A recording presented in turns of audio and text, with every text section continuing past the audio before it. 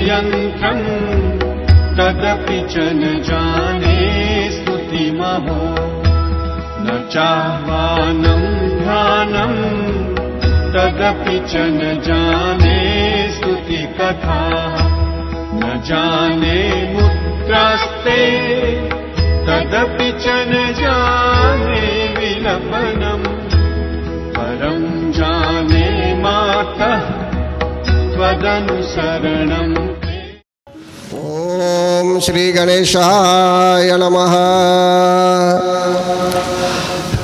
वक्रतुंडं महाकाय सूर्यकोटि समप्रभा निर्विघ्नं कुरु मे देव सर्वकार्येषु सर्वदा। जयन्ती मंगला काली भद्रकाली कपालिनी दुर्गा क्षमा शिवा धात्री स्वाहा स्वधा नमोस्तुते। परम आदरणीय भगवान मेधा ऋषि के आश्रम में राजा सुरथ जी और समाधि जी को ज्ञान की प्राप्ति हुई और जगत जननी जगदम्बा माता के विषय में ज्ञान प्राप्त हुआ। और आप लोगों को भी नवरात्रियों में अथवा प्रथम दिन से लेकर नवरात्रि पर्यंत जगत जननी जगदम्बा माता की महिमा से संबंधित ज्ञान प्राप्त हुआ और आप लोगों को उनके बताए हुए मार्ग के आधार पर चलने का जो है सो कि विशेष विचार मिला। जगत जननी जगदम्बा माता ने अनेकों राक्षस का वध किया, पृथ्वी के भार को उतारा, लेकिन फिर भी वे बता रही हैं, मेधा ऋषि बताते हैं, मेधा ऋषि बताते हैं कि जगत जननी जगदम्बा माता किस प्रकार का फाइनल संदेश देती है।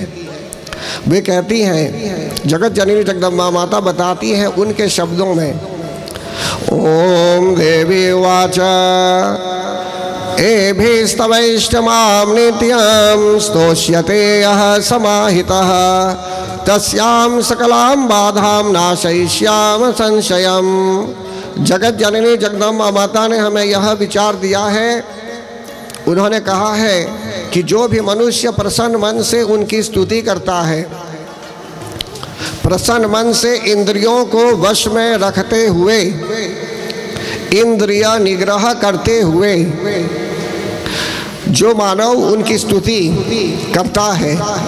देखिए आज दशमी है भगवान, इसका अर्थ नहीं है कि आज हमारा ट्रीटमेंट फिनिश्ड हो गया। जब हॉस्पिटल से लोग निकलते हैं, एडमिशन हुआ होगा, जब निकलते हैं तो बोलते हैं अब ठीक हो गए, अब दवा नहीं पिएंगे। लेकिन यहाँ उल्टा है, हम लोग अभी नवमी के दिन एडमिट हुए, प्रथम दिन दशमी तक, अब ट्रीटमेंट जारी रहेगा हमारा 1 ईयर तक।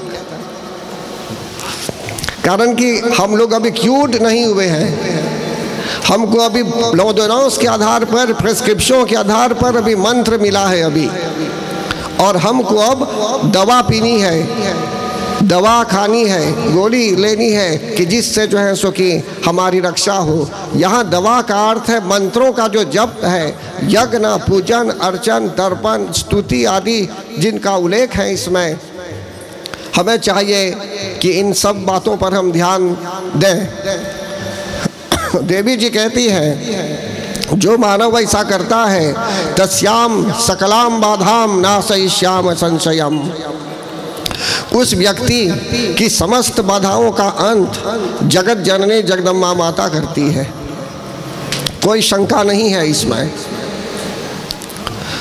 फिर बताती है वे कि मधु कैटभ आदि राक्षसों का अंत जिस प्रकार उन्होंने किया, मधु कैटभ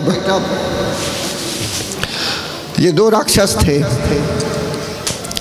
तो जगत जननी जगदम्बा माता बताती हैं कि मधु कैटभ के अलावा अन्य जितने राक्षसों का वध उन्होंने किया, तो जो मनुष्य इन चरित्रों को सुनता है, पढ़ता भी है और इन चरित्रों से हवन भी करता है, अष्टमी नवमी चतुर्दशी किसी भी दिन भक्ति पूर्वक प्रसन्न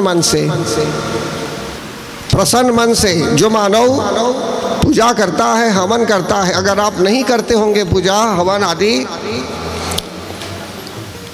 तो किसी विशेष आश्रम में जैसे लोग करते थे पहले, इसी प्रकार यहाँ मंदिर एक आश्रम की भांति है। जो अपने घर में आप नहीं कर पाएंगे, यहाँ आप मंत्रों द्वारा कर पाएंगे। इसलिए जो है सो कि सभी लोग आए हुए हैं सामूहिक रूप में यहाँ हवन पूजा अर्चन के लिए। तो ऐसे स्तर पर मनुष्य को उपस्थित होना चाहिए। और प्रसन्नता की बात है कि आप सभी लोग आए हुए हैं यहाँ श्रद्धा भक्ति प्रेम पूर्वक जगत जननी जगदम्बा माता पर अटल विश्वास रखते हुए, इसलिए आप लोग सराहनीय हैं। फिर कहते हैं आगे, जो मनुष्य इस तरह उनके महात्म्य को सुनता है, देवी जी के महात्म्य को सुनता है, तो उसके जीवन में आपत्ति नहीं आती। समस्याएं आती भी होगी तो बहुत समय तक नहीं रहती। भविष्यति न दारिद्र्यम न चैवेष्ठवियोजनम। आगे चल के देवी जी के भक्तों के यहाँ गरीबी दशा भी नहीं होती।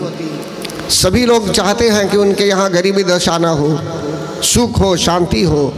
तो वे सुख और शांति हमें देगी। बस हमको उनकी शरण में आना है, श्रद्धा भक्ति प्रेम पूर्वक अटल विश्वास रखते हुए। जब उन पर विश्वास है तो आपको इधर उधर भटकना नहीं चाहिए, इधर उधर जाकर पैसा खर्च नहीं करना चाहिए।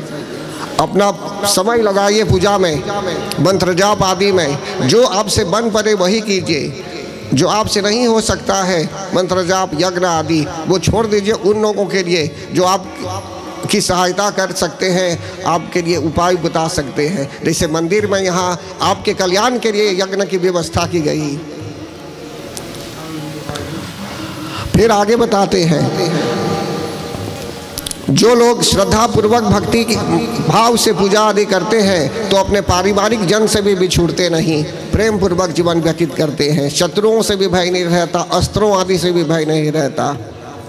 कहते हैं दैहिक दैविक भौतिकता। देवी जी कहती हैं, जगत जननी जगदम्बा माता बताती हैं कि शरीर के अंदर यदि कोई रोग आ रहा है तो भी देवी जी हमारी रक्षा कर देती है।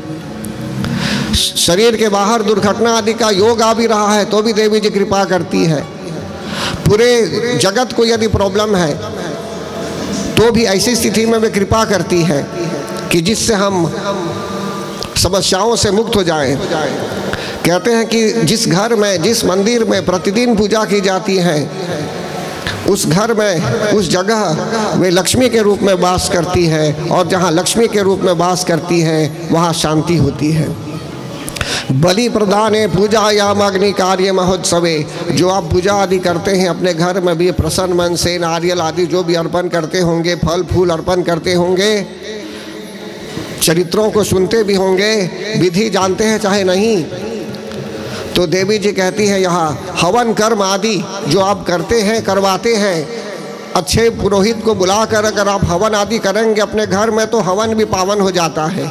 ये हवन से घर भी पावन हो जाता है, घर पवित्र हो जाता है। शरद काले महापूजा क्रियते याच वार्षिकी। कहते हैं सुनेंगे भी तो भक्ति से सुनना चाहिए।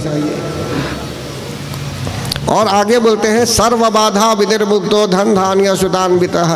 देवी जी भक्तों की समस्त बाधाओं को दूर करती है और भक्तों को मुक्त कर देती है बाधाओं से। जिसके यहाँ धन धान्य जो भी समय अनुकूल चाहिए, संतान आदि समय अनुकूल, जगत जननी जगदम्बा माता कृपा करके सब प्रदान करती है, इसमें कोई शंका नहीं। फिर कहती हैं देवी जी, अगर हम शांति लाना चाहते हैं अपने घर में, अपने मन में, अपने ऑफिस में, सर्वत्र, तो उनकी शरण में आना ही है।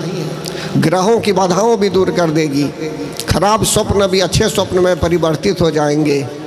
बच्चों को यदि ग्रह दशा है तो आपको हाथ मोड़ के बैठना नहीं चाहिए, परिश्रम करना चाहिए बच्चों को सहायता करने के लिए। मंत्र कीजिए, जप कीजिए, अर्चन कीजिए, तपस्या कीजिए। यदि किसी से दुश्मनी है तो दुश्मनी मित्रता में भी बदल सकती है। देवी जी कहती हैं कि दुश्मनों के बल को भी कम कर देगी। रक्षो भूत पिशाचानाम पठना देवनाशनम। भूत प्रेत पिशाच से भी देवी जी हमारी रक्षा करती है। बस फूल, अगरबत्ती, कपूर आदि जो साधारण रूप में अर्पण कर सकते हैं उन्हें अर्पण कीजिए, लेकिन अच्छे विप्र को बुलाकर पूजा कराइए। कारण कि कहा गया विप्राय भोजनेर होमम प्रोक्षरेर विषम। आज के परिवेश में सावधान भी होना चाहिए। क्यों सावधान होना चाहिए? कारण कि आपको पता नहीं चलेगा कौन पुरोहित है कौन पुरोहित नहीं है, कंफ्यूज हो जाएंगे। इसलिए यहाँ कहा गया विप्राणाम भोजनेर होमय, अच्छे विप्र को बुलाकर, जो पुरोहित अच्छे हैं उनको बुलाकर यज्ञ कराइए, पूजा कराइए। नहीं तो चलते फिरते रास्ते में कहीं भी आपको पुरोहित मिल सकते हैं। तो कहने का भाव यह है सावधान होना चाहिए। मॉरिशस ही में नहीं, भारतवर्ष कहीं भी जाएंगे आप सावधान होना चाहिए, नहीं तो आपके पीछे कितने लोग लग जाएंगे पुरोहित बनकर। तो इसलिए सही पहचान होनी चाहिए। अच्छे पुरोहित जो यज्ञ करते हैं कराते हैं और जो नहीं कराते हैं, ये सब सावधान होकर होना चाहिए, तब जाकर जगत जननी जगदम्बा माता की कृपा दृष्टि प्राप्त करेंगे। फिर कहते हैं यहाँ उनके चरित्रों का स्मरण भी करना है। तो परम आदरणीय भगवान देवी जी ने जब ऐसा समझा दिया, उनकी बातें तो बहुत बातें हुई, अनेकों प्रकार से महात्म्य समझा चुकी वे। राजा सूरत जी और समाधि जी को जब ज्ञान प्राप्त हुआ तो उनको आदेश दिया गया कि आप तपस्या कीजिए। तब ये दोनों मंत्र जाप करने लगे, गंगा तट पर मूर्ति बनाकर पूजन करने लगे। लेकिन हमारे यहाँ तो मंदिर है, पूजा स्थल है, महाकाली मंदिर है, हम लोग तपस्या करते रहते हैं, पूजा करते रहते हैं, यज्ञ करते रहते हैं। एक गंगा बह रही है यहाँ अभी, जिसको आके इस गंगा में नहाना है तो समझ लीजिए आकर थोड़ा यज्ञ कर देंगे, हमारे साथ पूजा कर देंगे श्रद्धा भक्ति प्रेम पूर्वक, यही काफ़ी है आपके लिए। तो फिर यहाँ बताया जाता है दोनों ने, राजा सूरत जी ने तपस्या की और राजा सूरत के साथ समाधि जी ने भी तपस्या की। देवी जी अंत में प्रकट हुई।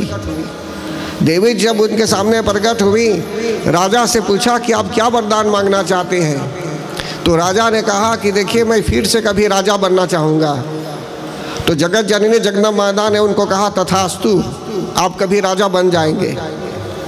लेकिन जो समाधि जी थे, इन्होंने विजडम का प्रयोग किया, मतलब कि इन्होंने भक्ति भाव से कहा कि मैं इस संसार में फिर आना नहीं चाहता, मैं आपकी शरण में रहना चाहता हूँ, मतलब कि बैक टू गॉडहेड जाना चाहता हूँ।